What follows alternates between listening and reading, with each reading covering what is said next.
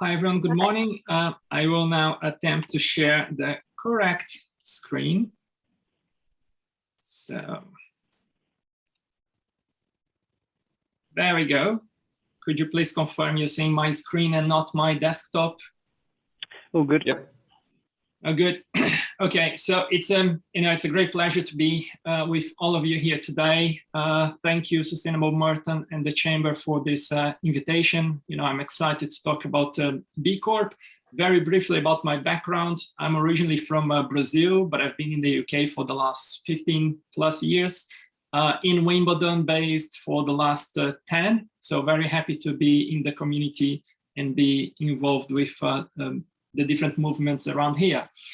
So I'm here today to talk about B Corp, which is a movement I'm very passionate about. I've always had this motto in my life about keeping the planet alive for the next generation. So it's about preserving for them so they can benefit from it as much as we have until now. So when I came across the B Corp movement in 2018, I realized that it was a framework that I could apply, at least in my professional life, to bring this motto to life. So I train as a B leader, which is someone who helps to engage people in business with the movement, to help spread the word about it, to be like an ambassador and champion. And if a business is interested, we can also take them through the certification process. So let's go into the B Corp movement and what the certification is. I'll try to, make this brief today. And if anyone is interested, I can give more information separately. I'll also put the links in the chat and give to Ellie so she can share after the event. So, what is the B Corp movement? It's about helping people use business as a force for good. So we know, the capitalism system is focused on shareholder primacy, which is, prioritizing profit over other stakeholders. Now, this system is broken. We have a climate emergency, we have social justice movements, and, business need to change the way they approach their goals and how they operate. So the B Corp movement is about stakeholder capitalism, as a transition from shareholder primacy. And I'll be fairly quick today so that we can also go into the Abel and Cole case study, the story, and also leave enough time for Q&A. And these slides will be shared after the call. So the vision of B Lab is to have an inclusive, equitable, and generative economy system for all people and planet. It's a global movement. It started around 15 years ago in the United States. B Lab is the charity that runs the B Corp movement. It has entities in the United States, in Europe, and also expanding in other parts of the globe. In Latin America, it's called the Sistema B. It also exists in Australia, in Africa, and going to Asia as well. In terms of climate action, which is what brings us here today, so B Lab, approaches the B Corp movement as a systems change approach. So in addition to the certification, they also do other things. For example, the playbooks to help business transition into a climate positive stage. So you will find online, and I'll share the links to these playbooks on how to declare a climate emergency in your business, in your community, in society. So for your internal and external stakeholders, and also the recent climate justice playbook. So, the very, up-to-date guides, they can, help your business take those steps. There is an open source tool of climate tools on the website. So if you go to bcorpclimatecollective.org/tools, it's an open source library of tools that I believe they're all free to use, and all tools related to help your business be better for the climate. So you have tools to help you assess your carbon offset, assess your strategy as well. So it's really worth looking into that. And also you can recommend tools to be adopted by the library. And this was created, this library, in partnership between B Lab, and the Oxford Said Business School. So, who are B Corps? Well, at the moment, there are more than 4,000 B Corps around the globe. They're growing quite fast. They cover over 65 countries. Some of them include Abel Cole, Merton-based, who are in the call today. Green Element, which is an environmental consultancy that started in Wimbledon Village. There are some local business which are certified and others which have already started their journey to become B Corp certified. And you will know some of the other ones, the logos on the screen there. So, and you have, business across many industries, from professional services to, consumer and technology. So why do companies certify? Well, it's about, doing the right thing for people, planet, and prosperity beyond just profit. That's what we believe in. It's about, attracting talent, improve your impact as a business. It helps you to bring investment from the right kind of investors. B Corps, they trade among themselves as well. So there is an element of social procurement, and it's about doing the right thing, for the planet. So not just being, the best in the planet, but for the planet and people. So, how does the B Corp certification work? Well, you have this assessment, which is an online tool called the B Impact Assessment. It's a free-to-use questionnaire with over 200 questions across different areas that I'll share in the coming slides. So you take the assessment, you go through a certification process with an audit. Then there is a very important legal change of your articles of association in Companies House to state to the world that you are a company whose directors' duty include prioritizing, people and planet beyond just profit. So basically, there's a B Corp compatible wording that says that the directors will prioritize the social and environmental impact at the same level of importance as profit. So it protects the mission of the business, it protects the directors, and it makes it a legal statement. And it's about being in the community. B Corps, they try to have a positive impact in their local communities. Now, going into the assessment, what is it? Well, so it starts with this questionnaire that I mentioned to you, which is an online tool that you create your account for your business. And if you have different business, you can have those different accounts. It covers 5 key areas: governance, workers, community, environment, and customers. You can see below each one how they break down each one, the different kinds of questions. And you can see the difference between the blue sections and the orange sections. So basically, the blue sections of the assessment, they are all about operational impact. So how a business is run on a daily basis. Whereas the orange questions, they are about the impact business model. So how does a business bring positive impact to the world? How is it designed? Is it a business focused on organic products? Is it a business that primarily employ people with disabilities or other kind of social background that would make them less, those people less likely to find employment? So those impact business models, they're very important for the assessment. And business during the certification process, they can look into adopting, an impact business model, as long as it's lasting, verifiable, and it's permanent to the business. It's not a one-off charitable donation. It needs to be something that is embedded within the company.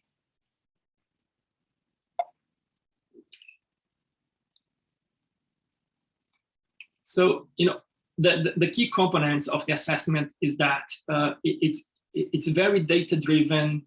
It does, scrutinize the business inside. You need to provide evidence. You need to be very, very strong based on your last, some of the questions relate to the last 12 months of operation. Some of them will be related to your most recent fiscal year, and some will be about the present operations of the business.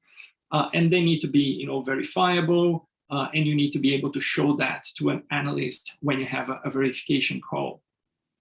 And I'll go into timelines, how it works.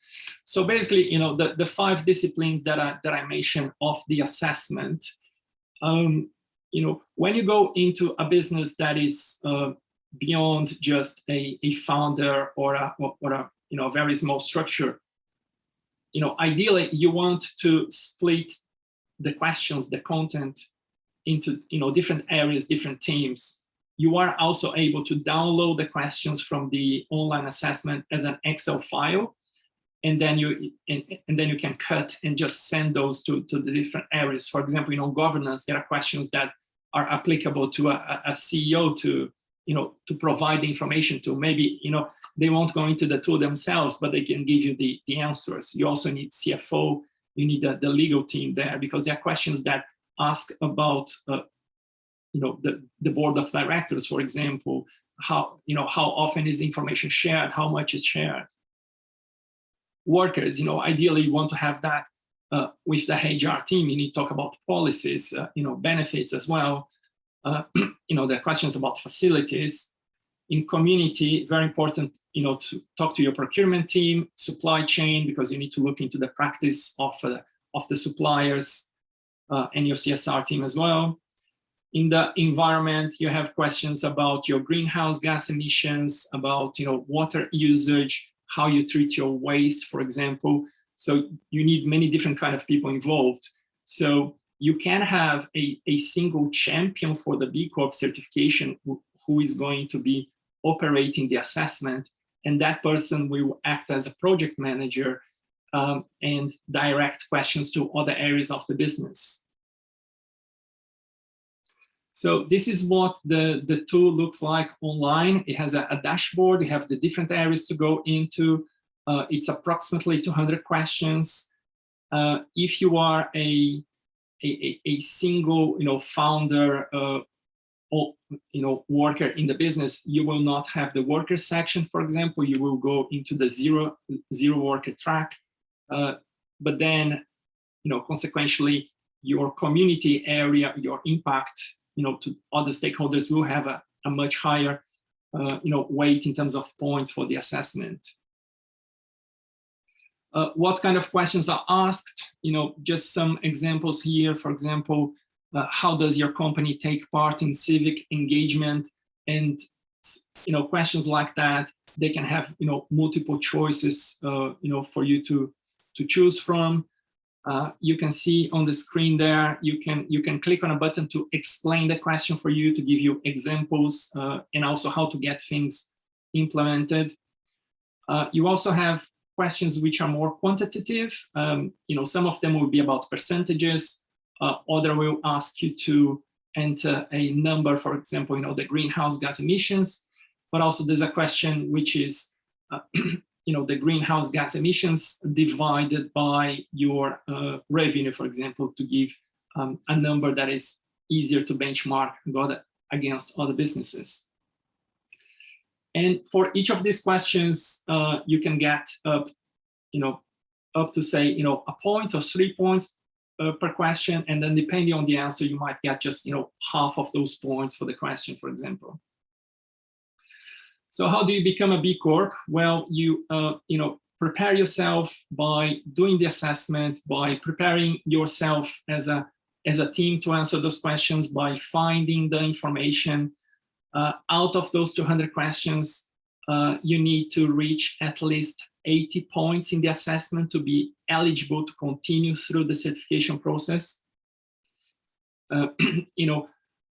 Companies which are designed primarily around a social purpose and have multiple impact business models, they might reach something between 110, 130, 150 points.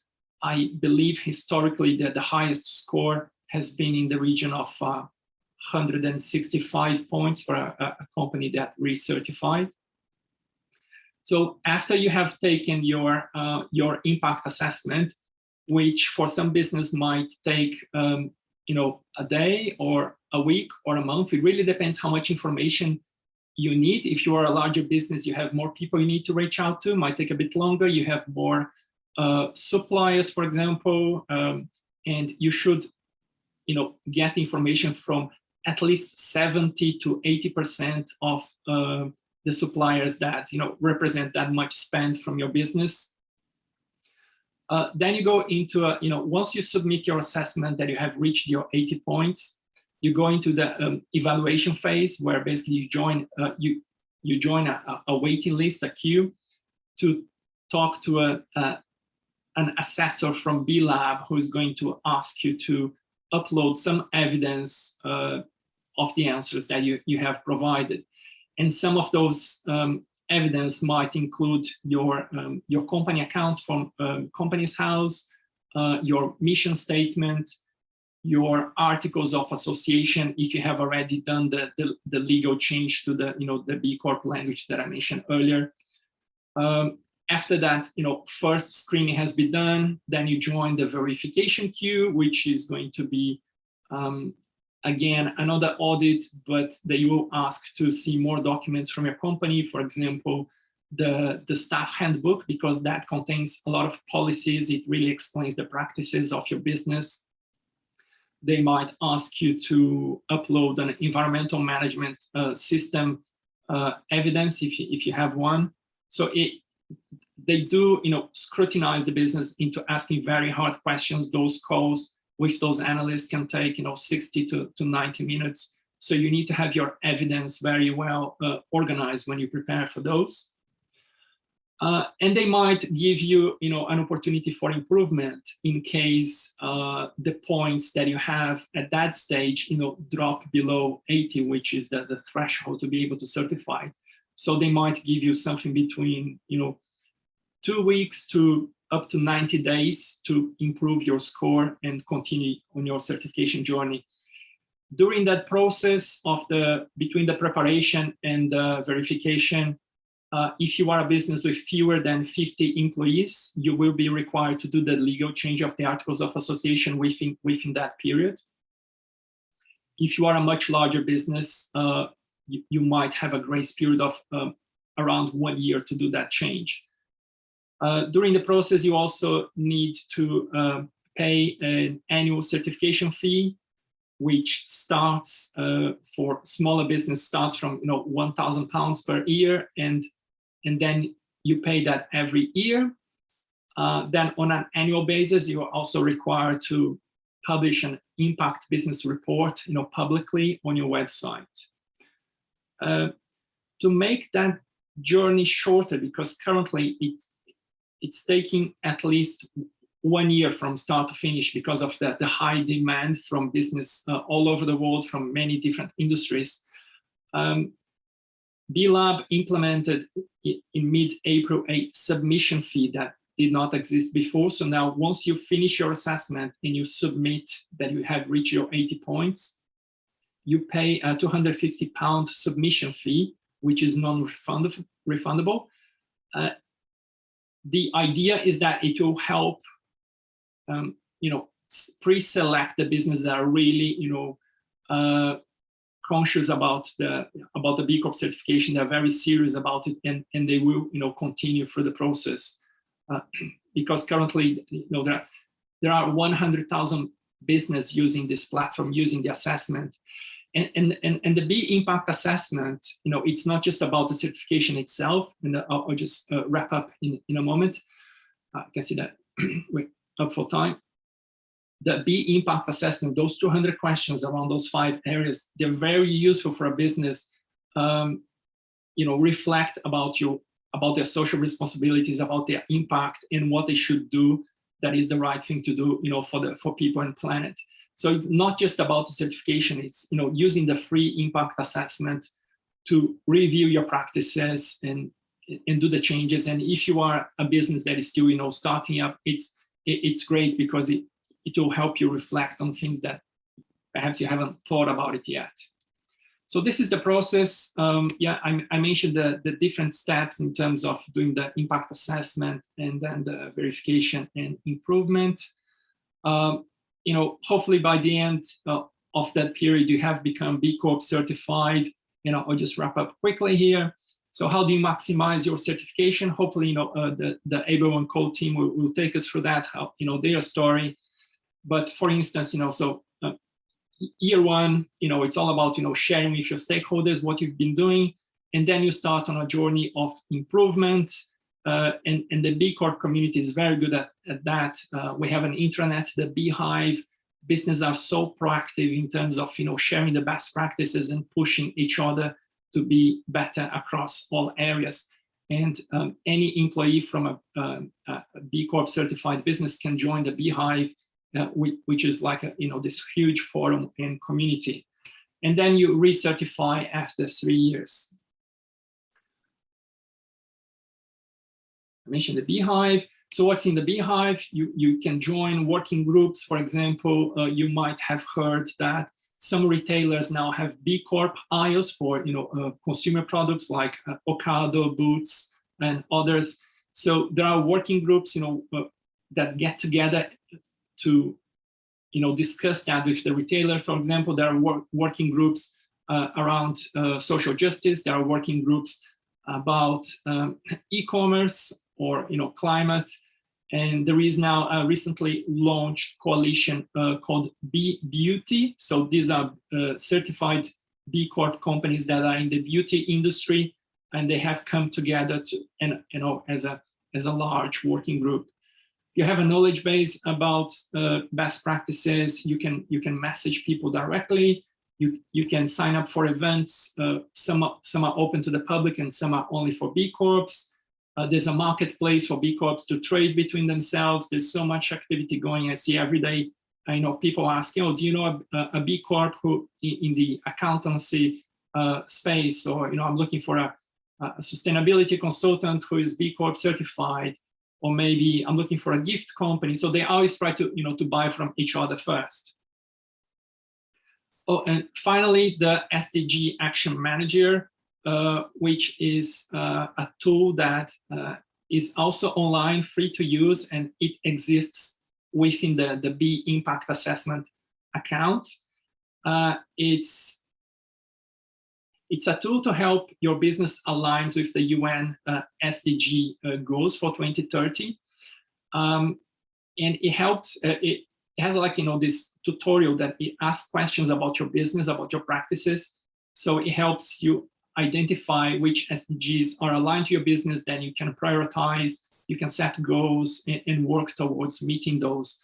In some of the questions that you answer for the SDG Action Manager, they overlap with the B Impact Assessment. So when you answer one, it automatically answers the other ones. It provides the information. So it's a very interesting thing to have in mind and look at as well. So that's me done in briefly in the last 24 minutes. I hope it was useful.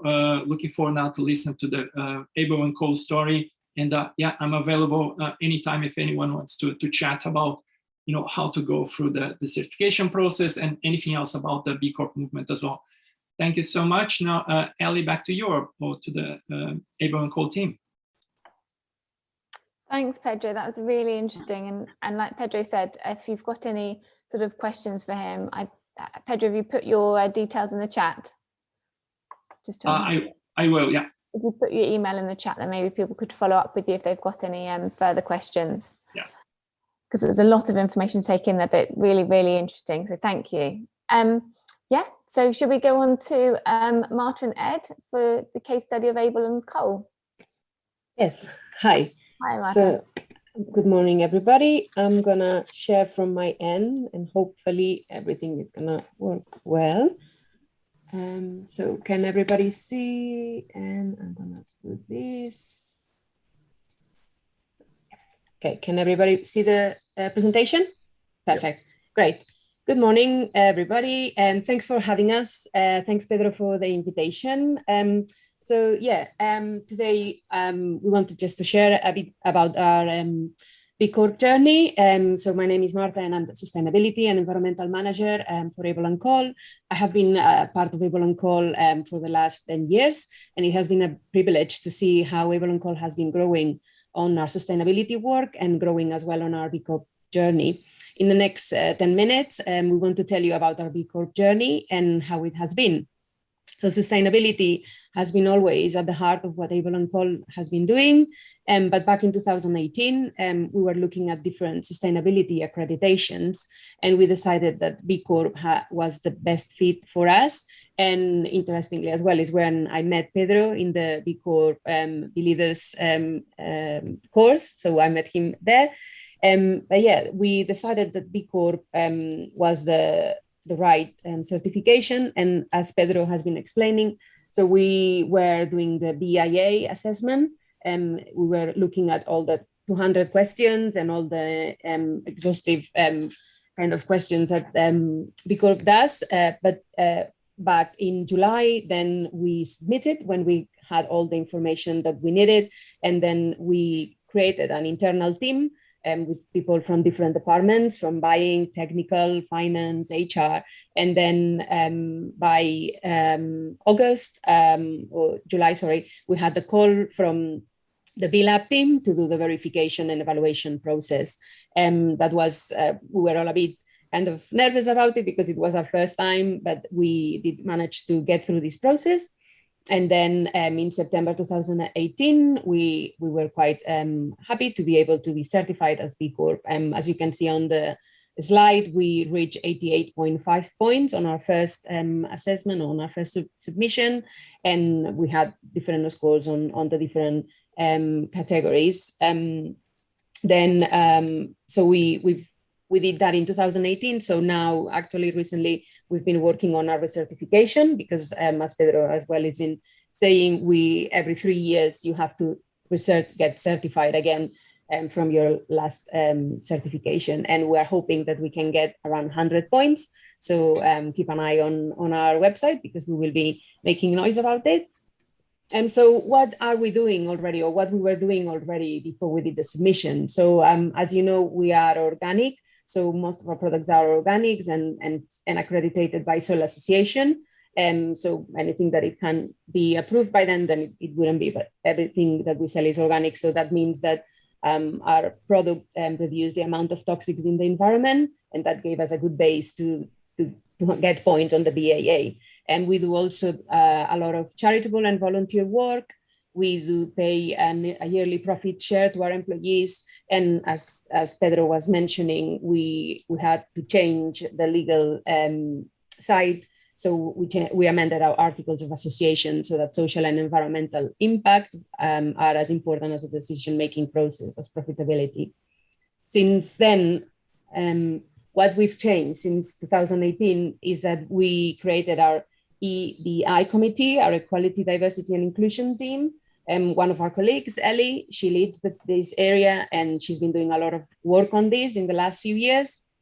We also started our responsible supplier program, which we presented it to our suppliers back in 2019. We did a suppliers conference, and we introduced our responsible procurement policy, where we talk about our ethos and principles of work with our suppliers. And in there, we talk about the responsible supplier program, which is voluntary for our suppliers to be part of, where they can talk about their environmental, social, and governance practices. So that's been very welcome for our suppliers.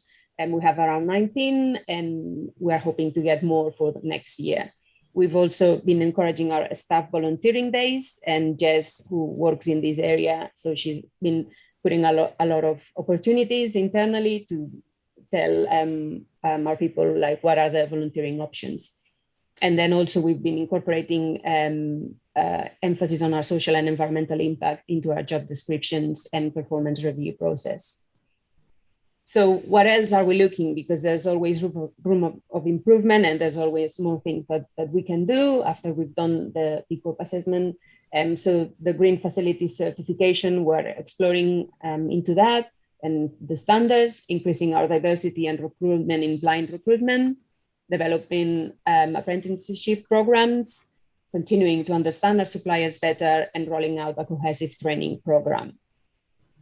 So on these next slides that Ed now is going to be talking a bit more, it talks about our sustainability umbrella and the projects that we've been working as a business. We recently launched our sustainability hub that is accessible from our website, and we're trying to keep our customers up to date with all the different projects that we're working on. On this one, to start with, is all the work that we are doing behind packaging. So packaging is one of the biggest areas and something that we are aware that we need to be improving and working further. So we also recently hired a new person for our sustainability team, and he's our sustainability project manager that is focusing on all the packaging projects. We have been reducing our fruit and veg produce, the packaging that we use on fruit and veg in the last few years, and we also launched our Club Zero in 2020. But we have also been collaborating with external organizations to help us on this area. So I'm going to let now Ed to explain a bit more about the other projects. So Ed, I'll pass it to you. No. Cool, thanks Marta. Yeah, good morning everyone. Wonderful to see so many interested parties in the B Corp process. Something that, so I've been working for Abel Cole for 5 years now. And yeah, 3 out of those 5 years have been heavily involved with the BIA.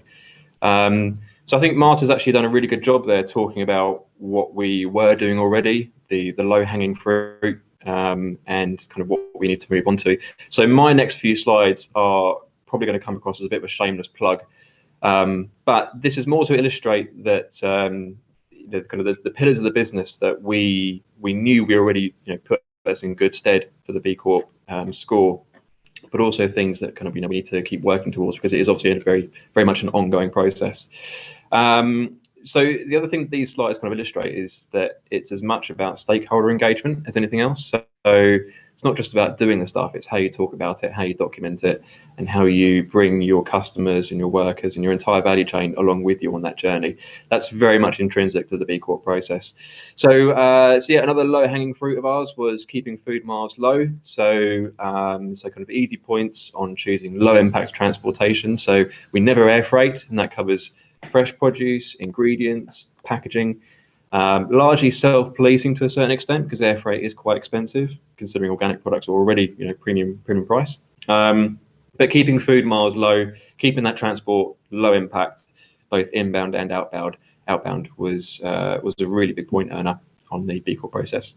And obviously tying into that is the fact that we will prioritise British produce where we can, where it presents the most sustainable option. Next slide. Cool. Championing organic. So this was obviously the main pillar of our business. This, as Pedro mentioned earlier, you might have seen toxin remediation or toxin reduction was one of the kind of impact areas of the business, and this was ours. So if it's not organic, we probably won't sell it. It needs to come with that certification. Organic is actually quite an easy one for us to have adopted, because the certification is already done, the paperwork's there, the audits are there, that legal protection is there. So, so yeah, being able to champion organic for the last 33 years certainly put us in good stead. Next slide. And obviously the fact that you've passed the B Corp process is in itself, will earn points for the B Corp too. So, it's about having that third party accreditation, that third party audit that really, kind of drives it forward with your recertification. So that definitely stood us in good stead. Next slide, please. So yeah, delivering sustainably, as I mentioned, low impact transportation was a big point earner for us, but as Marta alluded to, the work is never done. So as well as offering kind of carbon efficient deliveries over the last 33 years, we're looking at how we can go a little bit further. So what kind of fuel our vans use, so introducing CNG, electric fleets, all these things that we really need to think about for how we kind of keep getting those points and keep kind of making our business purposeful. Next slide. Yeah, and then fighting food waste. So I mentioned that Marta's alluded to all of the above points pretty well earlier on. So food waste is another big pillar of the business, something that we have tirelessly fought against over the course of our like I said, 33 years. So that also enables us to work very closely with charities like City Harvest, like the Felix Project. And that obviously bumps up our community points there as well.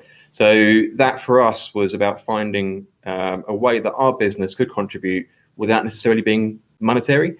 So being able to do it in kind was quite important to us. Looking at how waste is dealt with through our supply chain. So are we maximising the potential for our products? So if anything can't be packed in boxes, we will then give charities first refusal, staff lunches, and then anything that really can't be used will go to either feed animals or to produce compressed natural gas, which hopefully our fleet will be able to adopt soon. And obviously cutting carbon emissions, all of the above tie into this, the big C word.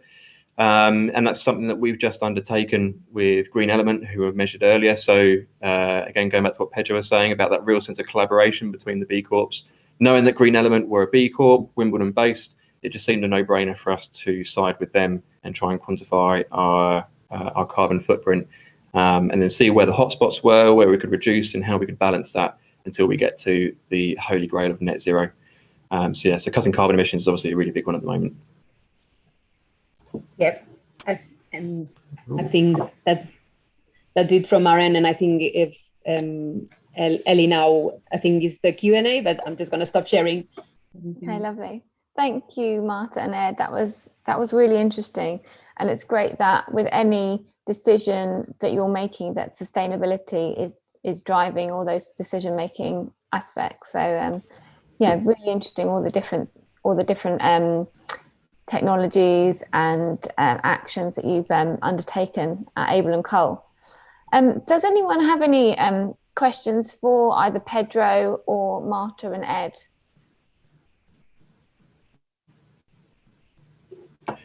I'll tell you what, I'll just jump in there very quickly. So you mentioned that word sustainability. So obviously it's imperative for us, not just for our guilty consciences, but as a brand, sustainability is so intrinsic to everything that we do. So there is as much a brand risk if we weren't continuing to better ourselves.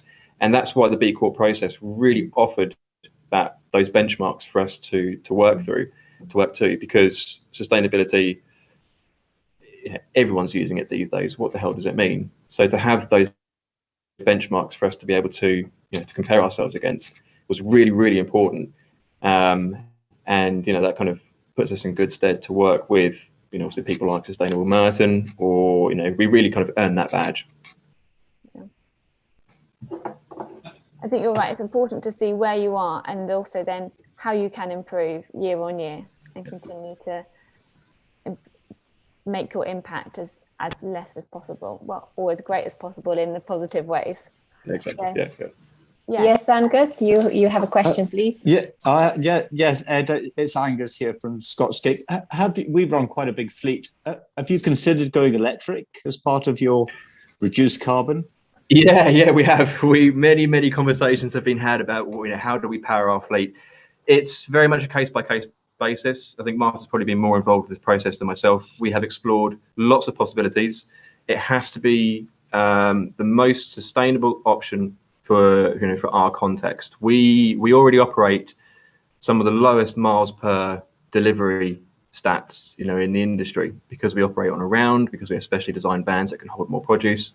So how do we keep that kind of that integrity of our delivery model? Do we go electric? Where do the batteries come from? How often do we need to charge? What kind of distance do our vans need to cover? I think it is, considering we do deliver in city centres, it has been front of mind, a low emissions fleet. But not being heavily involved with that process, I'm not particularly technical on the matter.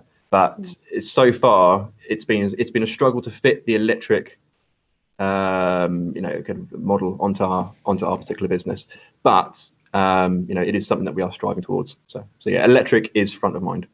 Why is it difficult, Ed? Is it the distance that you get? Because we struggle with commercial vehicles, and I understand you're making the right noises, but what's stopping the next bit?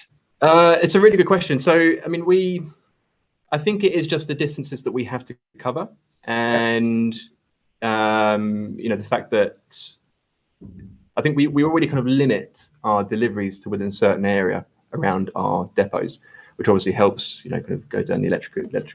Yeah. But no, it's a really good question. I don't know what the ins and outs of it are, but I think it's sorry, my mobile's going off. Let me just turn that off. Yeah, I don't have an answer to that question, to be honest. The ins and outs. No worries, it's a difficult one. Yeah, I mean, it's just a note on like what Ed is saying. We're really exploring on this area, and we have a transport team that they are looking into what are the options. We were looking quite exhaustively, into CNG, compressed natural gas, but there are some limitations in terms of the weight of our vans. So there's a team already looking into what are the best options. So I think electric might be one of the options for London, but then is like outside of London, because we do have depots and distributions around the UK. We have to explore that. So there's already a team exploring. So we will be saying more in the coming. Thank you. Sorry to put you on the spot. No. It's a really good question. We did sign up to the Clean Van Commitment a little while ago, which obviously gives us that, that target to work towards, and that network to make it happen through. But yeah, it's very much, as Marta mentioned, a mixed fleet is kind of where we're heading. Sure. Okay. Thank you.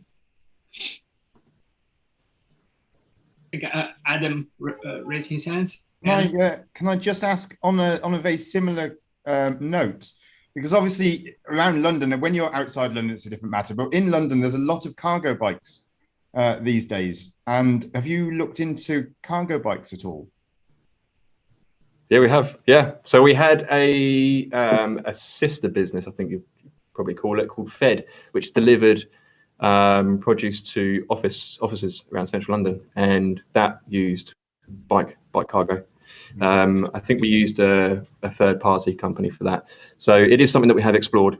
I think with the amounts that our vans need to carry, considering we already specially designed them to carry, our drivers do, anything up to over 100 drops on a busy day. Because we don't set those delivery slots, it means that we can compact those deliveries to a much shorter duration, much shorter time. But yes, electric bikes or bikes in general have been something that we have looked at. Yeah, so we have Michelle. So please, Michelle, if you could ask your question. Thank you very much, Adam. Thanks. It's a question for Pedro, if that's okay. I work for a very small charity. There's actually only 10 of us. And I think this sounds really fantastic. And we've been talking about the things that we need to do and the things that we need to do differently. I think where I potentially have a bit of a problem, I think, is the financial costs of going through the process. Because we are entirely...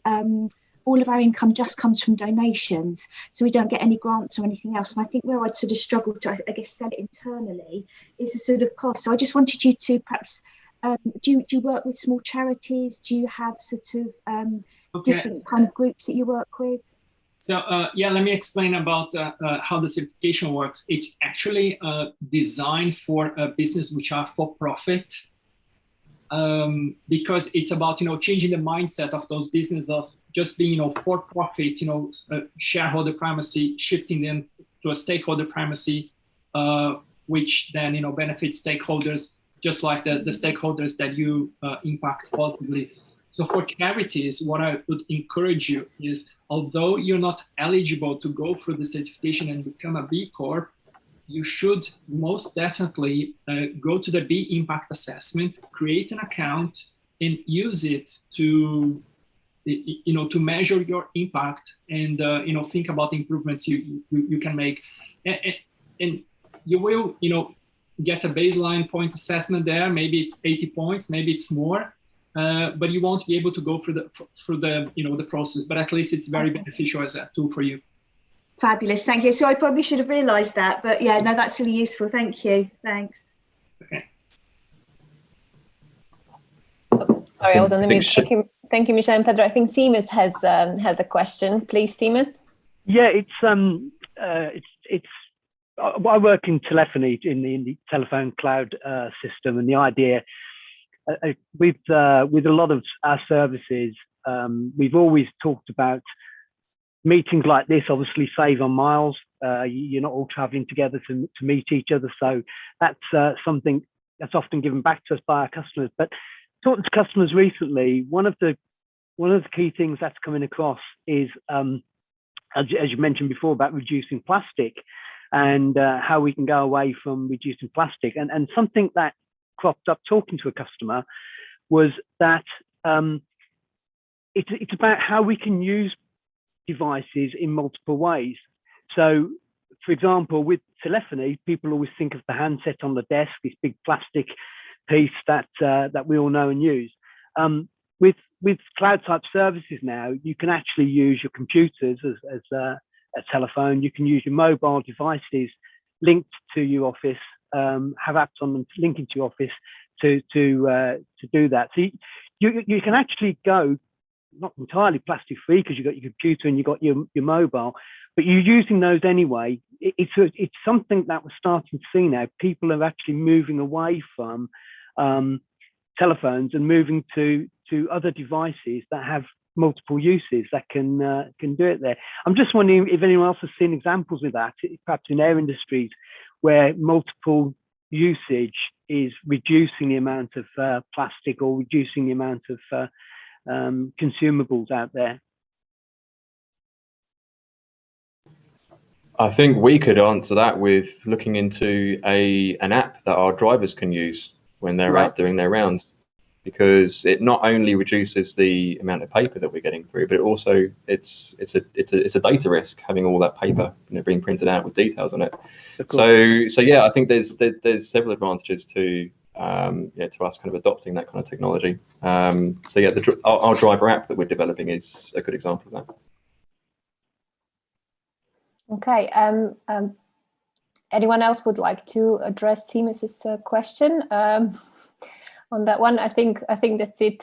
So thank you very much, Seamus. I think Sarah here has a raised hand. So yes, Sarah. Thanks so much. Thank you. So I work with Copies Funerals in Tooting, and we're looking at the BIA as a means of improving how we work and looking into ourselves. I have a question for Marta and Ed about you talked a bit about your supply chain and how you bring other businesses and companies with you along your journey. And I just wondered if you could share any examples of how you do that and where that's worked really well or where that's been really hard and it's not gone well.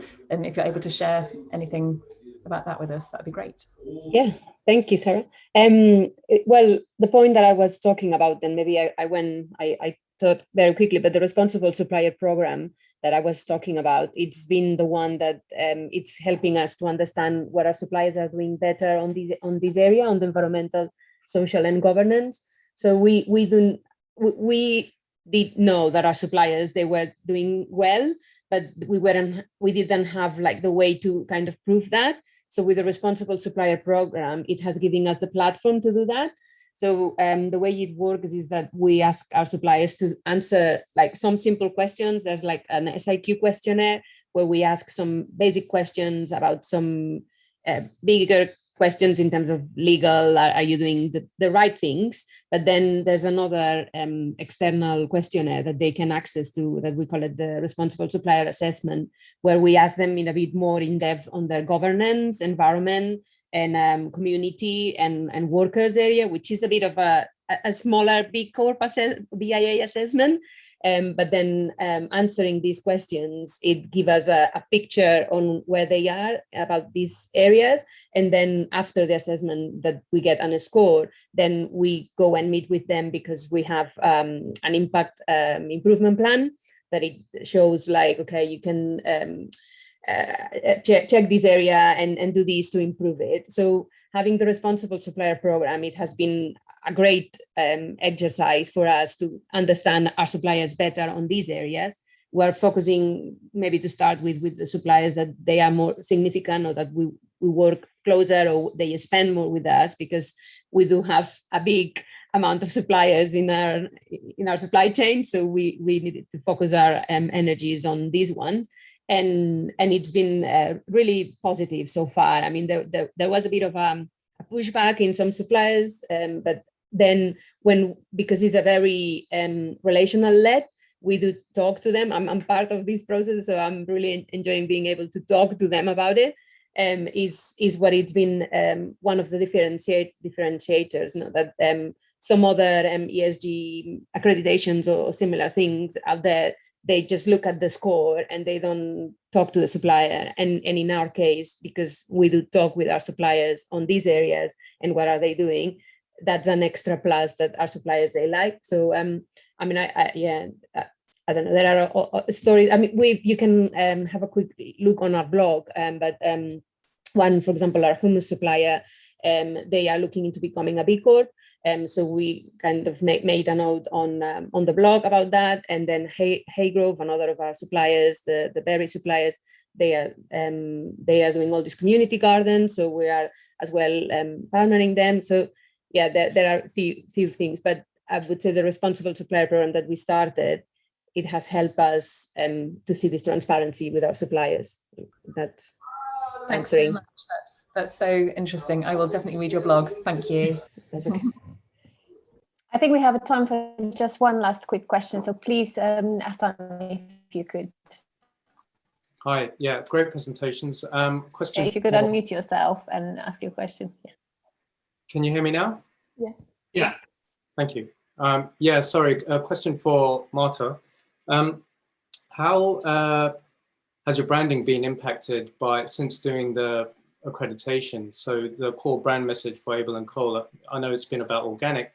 Has it changed your narrative around sustainability since you've done the B Corps, and has that come through to some of the messaging on the website and on your products? And then just on the back of that, with the rise of veganism and vegetarianism, how has that impacted the sales of meat and dairy for your business as well? Thanks for your question. I can start and Ed can chip in because the branding side of the business is more Ed's side. But I would say at the beginning when we started to become a B Corp, maybe we did make noise, but then I think since we started, we've been doing much more noise and talk a bit more about it. We do also, as Pedro was saying, we have a section now on our website that you can see the suppliers that we work that they are B Corp. So we've been trying to make more aware our customers about B Corp and the suppliers that we're working that they are B Corp. And then in terms of the sales, because on like veganism and meat and all that, because as Ed was saying, we've been measuring our carbon emissions and on our scope 1, 2, and 3, the scope 3, which is what you sell and the products that you sell, and meat, dairy, and all that is part of it. One of the areas that it has, one of the hotspots that it kind of shows us is that we need to be a bit more, think a bit more behind what we are selling and kind of try to increase the options on less meat and dairy products. So we are kind of working on these. We are, well, as a business, and maybe you can also say, I don't think we're going to be changing the veganism in our business. It's something that intrinsically we have it there. It's not something that we will change, but we want to, as we are saying, less is more. So we do encourage people to eat less meat, but better. So that I think that's going to be kind of the message, and how we can teach our customers to cook more from scratch and give them the options on like learning how to eat less meat and nutritional other fruit and veg and things. But Ed, you can add. Yeah, no, that was pretty much it. I mean, in terms of the brand, it gave us the confidence to know what we could and couldn't shout about. So if there were areas of the B Corp assessment that we kind of lost points on, then we thought, okay, we need to do some work on there before we can shout about these things. The thing with Abel and Cole is it's not just organic. We've got the delivery model, we've got the food waste. There's a lot of pillars of the business and lots of things that we, kind of feel that would promote our brand that almost get lost in the mix.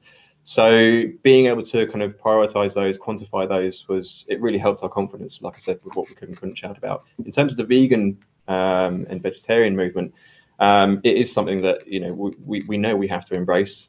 We know that society has to eat less meat and dairy products, but we're just like the BIA. We're not going down the route of prescribing any particular diet or any particular movement. So we do target our customers who have ticked the vegan veggie box with only suitable items for them. But we do still sell organic meat and organic dairy, which in itself has regenerative qualities. So we, as a business, we haven't adopted any one particular diet, but we do support them all in their own individual way. Lovely. Thank you, Asan, for your question, and thank you, Marta and Ed, for answering so comprehensively. So I'm just conscious of time, so we'll need to sort of wrap up, I think. Diana and I are just going to quickly just go through a few events and updates, and then we'll close. Our next meeting will be on the 7th of October, so just pop that in your diary, but we'll follow up with more details in due course. So Diana, do you have anything to add from the chamber side of things?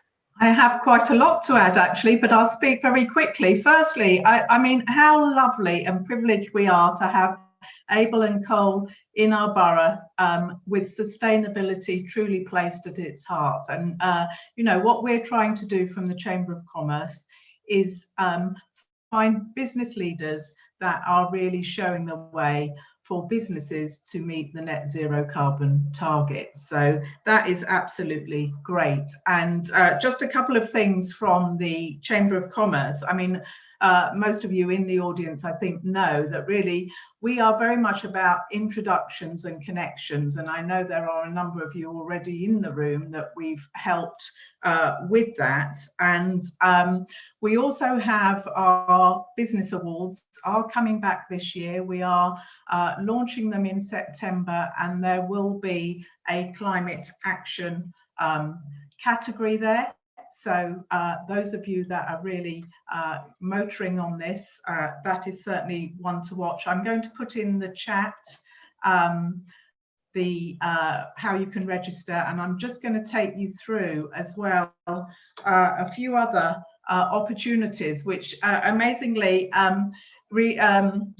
Abel and Cole have touched on, which is even greater interest, really. So through Re-London, which Ed mentioned, I think, which is a partnership between the Mayor and the local authorities, there are some grants at the moment around the circular economy to help businesses looking at whether you're implementing a product or packaging take-back scheme, designing modular projects. You just need to go into the website there to look at that. It's on a very short time frame, I'm afraid, 18th of July, but as it is plastic-free July, I think that is a great opportunity there to look at how you reduce your use of plastic waste. I've also put in the chat about pack share. Now, I don't know if any of you use that, but any of you that have excess packaging, pack share is a way that people can reuse packaging by passing it on to others, and that applies to both people